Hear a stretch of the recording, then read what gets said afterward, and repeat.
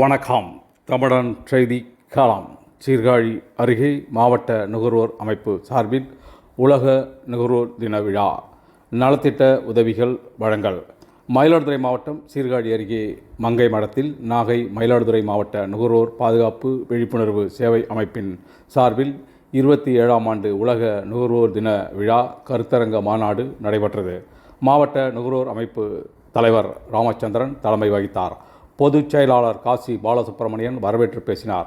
மாவட்ட ஒருங்கிணைப்பாளர் அலாவுதீன் கருத்தரங்கை தொடங்கி வைத்து பேசினார். திருவெண்காடு காவல் ஆய்வாளர் அண்ணாதுரை நலத்திட்ட உதவிகளை வழங்கி பேசினார். விழாவில் வருகிற பாராளுமன்ற தேர்தலில் மக்களோடு மக்களாக சேவை செய்யக்கூடிய பாராளுமன்ற உறுப்பினர்களை தேர்வு செய்து வாக்களிக்க வேண்டும். அதேபோல் 18 வயது நிரம்பியவர்கள் அனைவரும் தவறாமல் வாக்களிக்க வேண்டும்.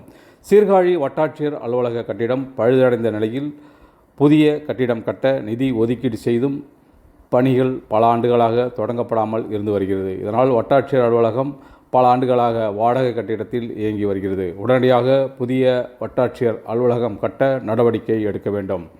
சீர்காழியிலிருந்து பூம்புகார் வரை சாலை ஓர ஆக்கிரமிப்புகள் அதிகமாக உள்ளதால் விபத்துக்கள் நடந்து வருகின்றன.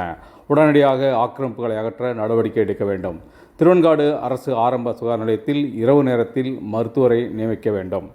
மயிலாடுதுறையிலிருந்து கீழமூக்கரைக்கு திருச்செம்பள்ளி வழியாக அரசு பேருந்து இயக்க வேண்டும். மயிலாடுதுறை மாவட்டத்தில் ஊராட்சிகளில் சேகரிக்கப்படும் குப்பைகள் எரிக்கப்படுகின்றன. இதனால் காற்று மாசு ஏற்பட்டு சுற்றுச்சூழல் பாதிக்கப்படுகிறது. இதனை தடுக்க உரிய நடவடிக்கை எடுக்க வேண்டும். மகாத்மா காந்தி வேலைவாய்ப்பு உறுதியளிப்பு திட்டத்தின் கீழ் நடைபெறும் பணிகளில் பல்வேறு முறைகேடுகள் நடக்கின்றன. இதனை தடுக்க நடவடிக்கை எடுக்க வேண்டும். மத்திய மாநில அரசின் மருத்துவ காப்பீடு மூலம் சிகிச்சை பெறும் பயனாளிகளுக்கு அரசு அங்கீகாரம் பெற்ற மருத்துவமனைகளில் சிகிச்சை அளிக்க மருத்துவர்கள் அலட்சியம் காட்டி வருகின்றனர். இதனால் நோயாளிகள் மன உளைச்சலுக்கு ஆளாகி வருகின்றனர். இதனை தடுக்க உரிய நடவடிக்கை எடுக்க வேண்டும். அரசு பள்ளிகளில் குழந்தைகள் பள்ளி படிப்பை தொடர தேவையான அடிப்படை வசதிகளை செய்து தர வேண்டும்.